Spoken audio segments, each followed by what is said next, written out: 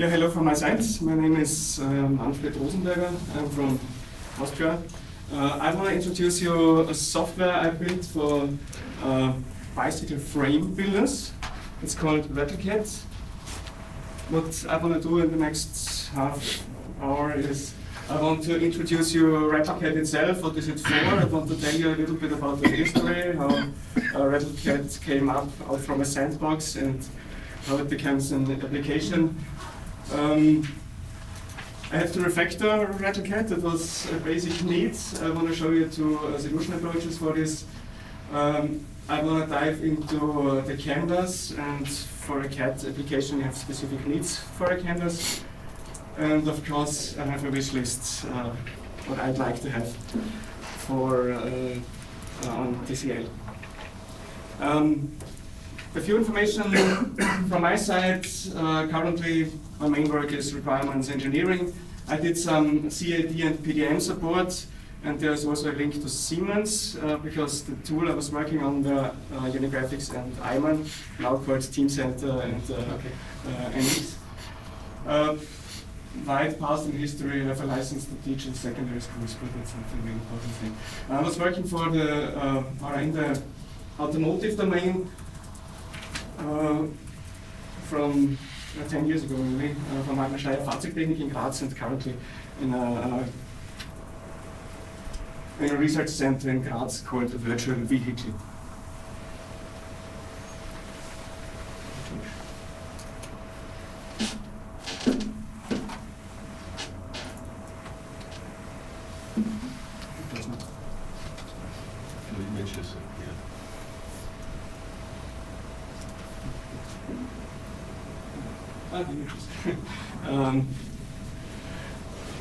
Yeah, I live in Austria. One of the hobbies is riding a bicycle, and the other one was building bicycles. And yeah, I just moved from the real building of a bicycle frame to the virtual building. This bicycle frame.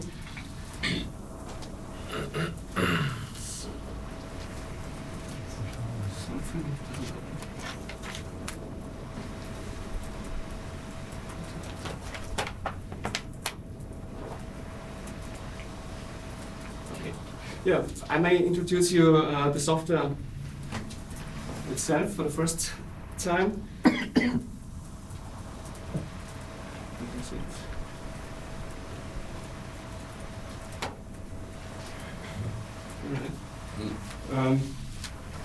rattleCAD is built for bicycle frame builders. So I think the most of you are riding bicycles. Yes. So you're experts. And what the tool is doing is it helps a frame builder in building a custom bicycle. So the first part is to guide the user through a developing process. The first are the main dimensions, the main geometry of the bicycle. Don't care about components and don't care about the tube. There's an interactive canvas, so you can change maybe important variables like this.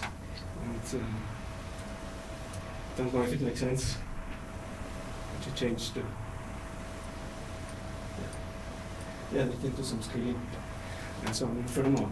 The next step is to deal with the bicycle frame. We can change some parameters like tube dimensions, and one important thing is it's the complicated area of the bicycle. It's the place behind the bottom bracket. If you have a wider tire that should fit into this space, and there are some features like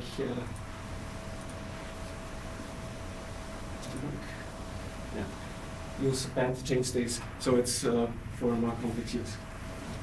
Yeah, and at least you get a summary with all the main dimensions and the first view on the bicycle you want to build.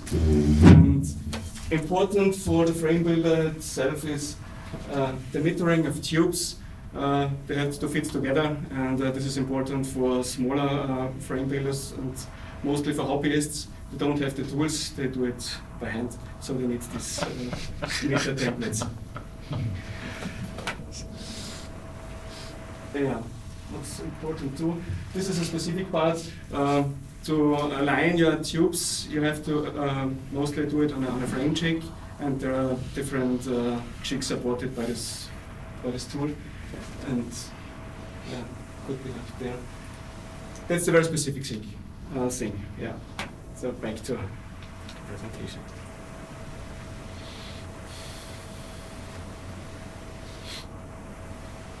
Yeah, that's what I have shown you. And maybe to mention is there's an export for HTML, for SVG, for DXF, and for PDF out of this tool. Yeah, back to the history of rattleCAD. rattleCAD started not as rattleCAD, it started as a small project in a sandbox. And the first idea was playing with the canvas, maybe one part in front. I was working for Magnus Steyr 10 years ago and on Unix and handling with PM systems. And the tool to, or the language to build custom tools to deal with different systems were DCL in this case. And there were no contact with the canvas from my side, so there was an interest to dive into this. Yeah, and as I told you, one of my hobbies is riding a bicycle. I built one of them, so I tried to deal with the geometry. Yeah, of course, in a sandbox, no architectural approach, no professional development environment, and no plan for professional software development. And I tip at this point, if you start in a sandbox, don't forget to exit this project. Yeah, what happened? More and more features were implemented. Situation was, of course, forgotten to exit. There was still a lot of effort inside the applications, and there were a lot of ideas of new features to be implemented. Yeah, when the functionality grows, the time per feature grows exponentially. Yeah, the architecture was not ready for all this. So, two solutions: let it die or let it live. So I started a refactoring project. I had a few decisions.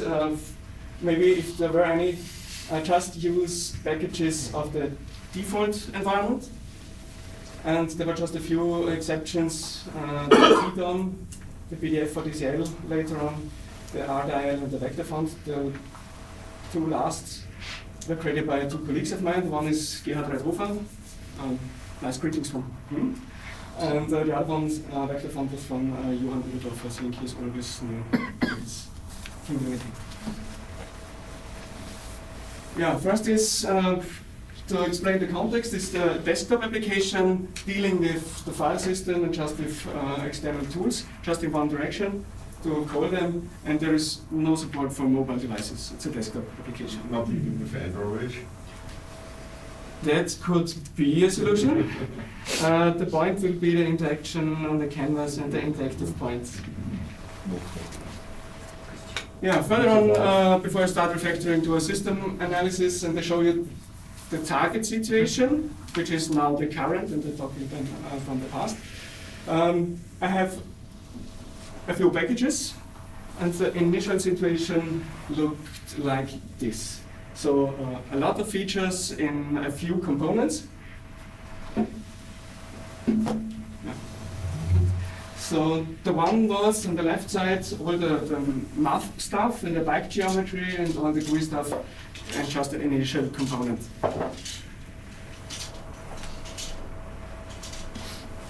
Yeah, back to this.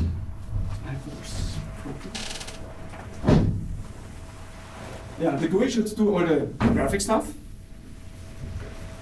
The bike model, all the math stuff, and this job should be divided into sub-packages. The geometry, as I've shown you, is the wireframe model, components for decoration of the bicycle, and the next point is the frame itself to handle the tubes, to handle the intersections and to the meters.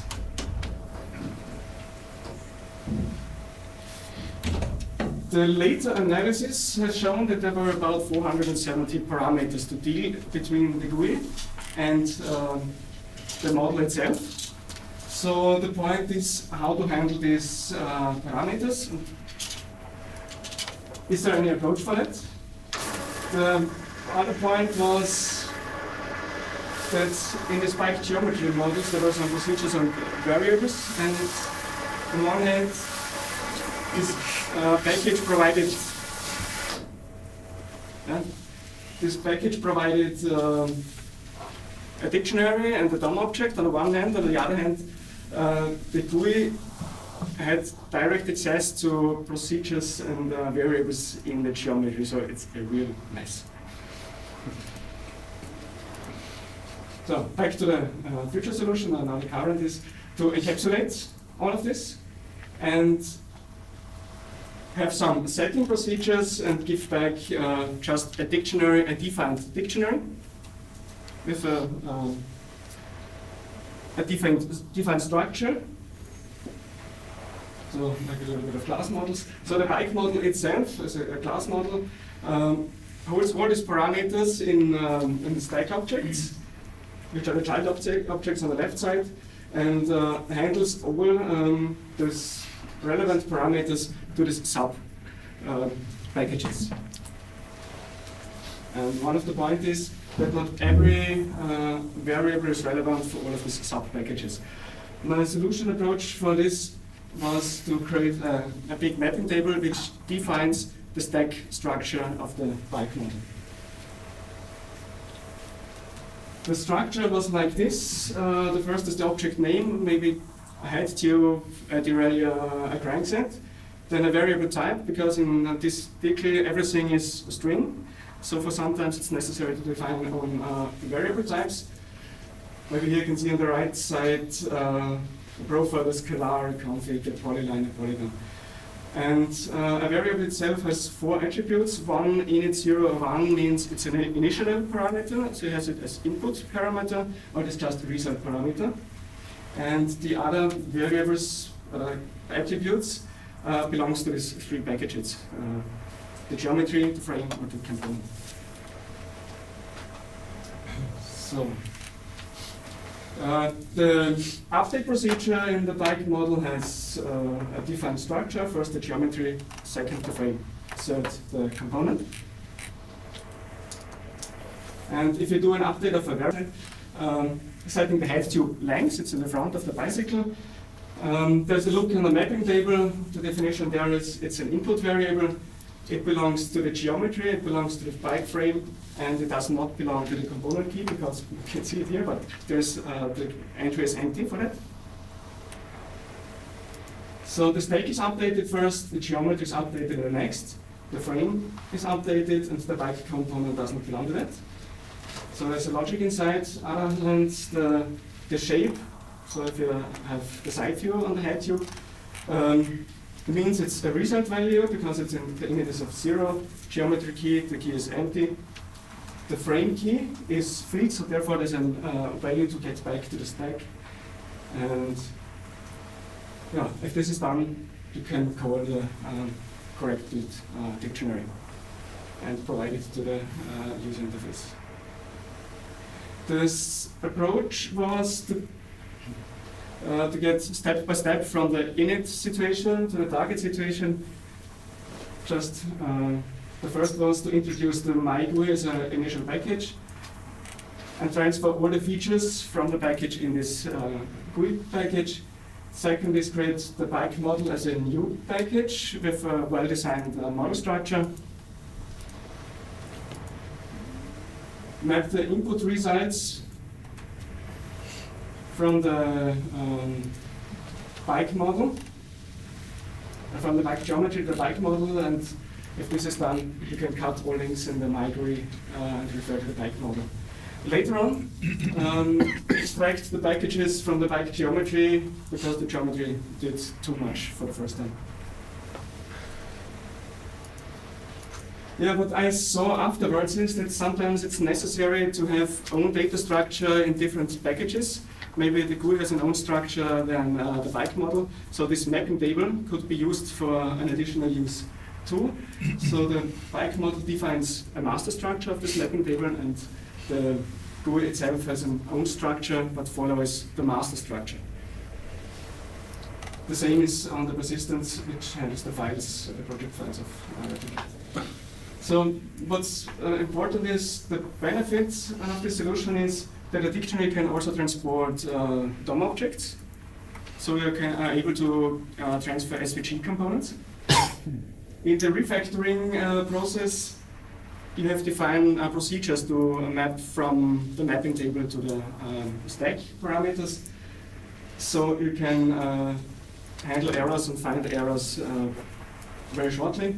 And for a debugging purpose, you can compare different mapping tables because on the same structures you have the same index link.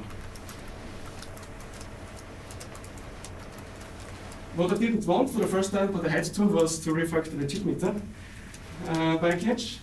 And yeah, what's necessary there is it's solved with the EuroTcl object orientation package. I found the documentation there, it was really helpful. And what's to say about this, the meters handles 3 types of meters, tube by tube, tube on a cone, and just a plane to cut the tube. And this corresponds to the strategy pattern. It's just a copy of the Wikipedia. So my point on this was to find out how the patterns of the Gang 4 works in the TCL and EuroTcl environment. And what I saw is that EuroTcl doesn't have interfaces, so you don't need it for the strategy pattern. But what you can do is you can create an abstract class, in this case, for the abstract class for the tube metering, and do some specializations for the cone meter, the cylinder meter, and the plane meter. And if you call one of these classes, the class itself contains the change of the strategy, because this is a part of the abstract. Really not to read, set strategy is part of the abstract tube meter. For my solution, I included a factory to create these meter classes I needed. Yeah, what does EuroTcl object orientation brings to me? You can divide your problems into more simpler sub-problems. You can hide complexity, code becomes understandable, you are more testable, and I think you will find a lot of other reasons why to use this. Now to the canvas, a CAD perspective on the canvas. The main functionalities of the canvas is, the most important point is that the region of the standard canvas is on the top left. So this is important for printing and for all the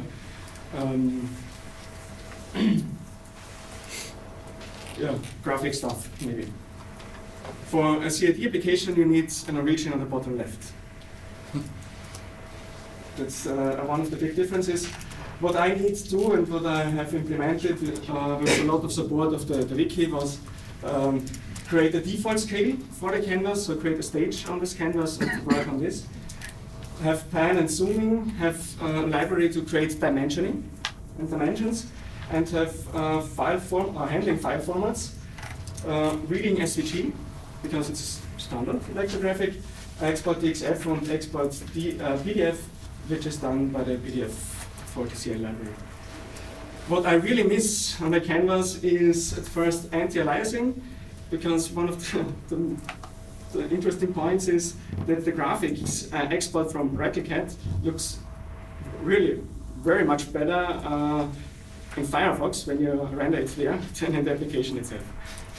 And another point is I'd like to have a fully SVG compatibility. And the main point I'm missing is there's nothing like the path element. So it cannot combine 2 shapes and look through them.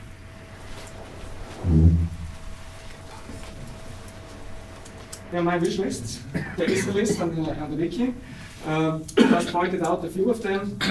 Anti-aliased canvas, rotation of photos, so handling images.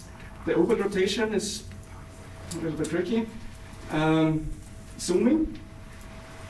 And I think it's important also for including images. And 115, I think these were my inputs on this list. What I also like to have is transparent color, background images. What would be nice would be a data provider for the tree view. for some widgets, and of course an improved bitmap editing. Another point that would be important is an installer framework. So the point is you can provide some code, you can do the source code, but your users are mostly no experts, so they have really problems to install software to make it run. What I found out is that the main problems I had, the code is hosted at the binaries also on SourceForge. The main issues were from Mac users to make the software run. And this belongs mostly on that they don't have the current TCL version. Most of them have 8.5, so it will not work. And the other point is, if you want to create a package, you need to install a package like it belongs to the Mac operating system. A StarPack is not enough for that. Yeah, then another point is the documentation itself. I don't know how often I was looking and searching for the manual because I didn't find it for the first time. It's good hidden on the wiki. For this representation, I was really searching for the link. Another point is description. I think the code is well described, it's my point of view. The code is well described, so textual description is necessary and okay, but for me often difficult to understand. It's too exact for just the user. What I also like to have, there are a lot of libraries, and there are a lot of them I don't know. I don't know what they are doing, because I don't have the time to dive into to find out what they are doing. So what I'd like to have would be a short abstract. So what is the library for, in which context, what is the challenge that could be solved with this library, an approach, how this problem is solved, and an example of use, maybe it's used in this domain for this and this. What I also like to have were some samples on running code. So I think I take a few points for the point today in the afternoon. I'd like to have one running script per every library, showing the main purpose of the command of the library. I think that's well done for the widgets. And one running script per any provided feature in a library. So that could help to dive into the code a little bit faster.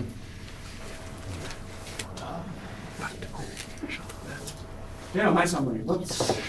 I have introduced the rattleCAD. I've shown you my solution with a mapping table.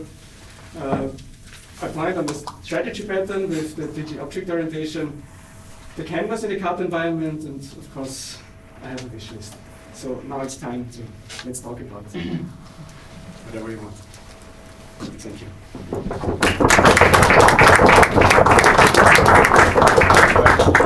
XML and not some more lightweight representation. The decision is about 6 years old, I think. So. Okay, so the JSON authenticated is also not.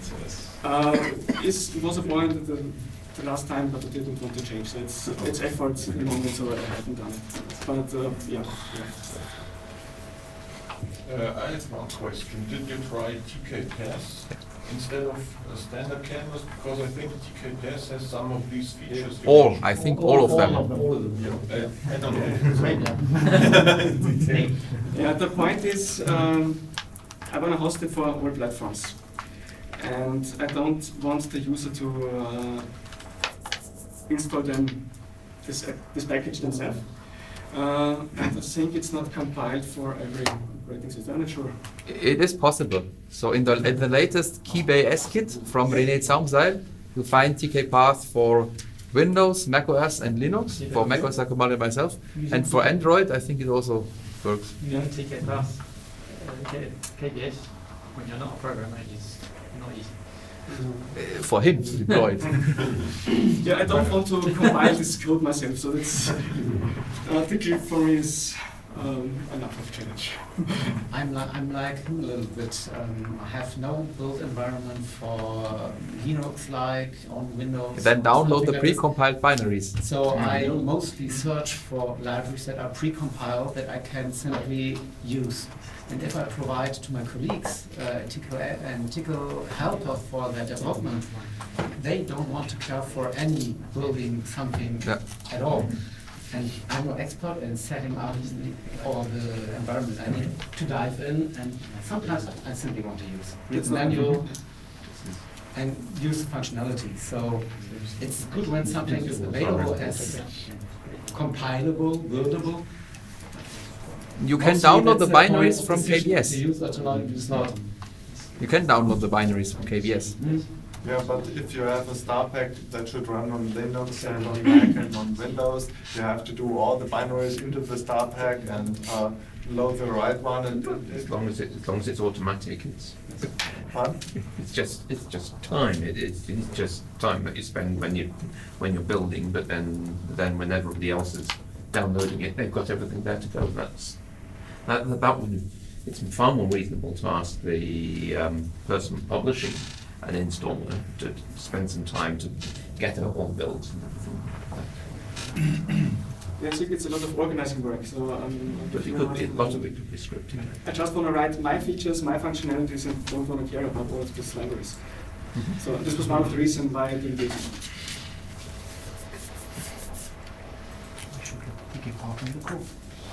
So, no other questions? Manfred, thank you. So, thank you.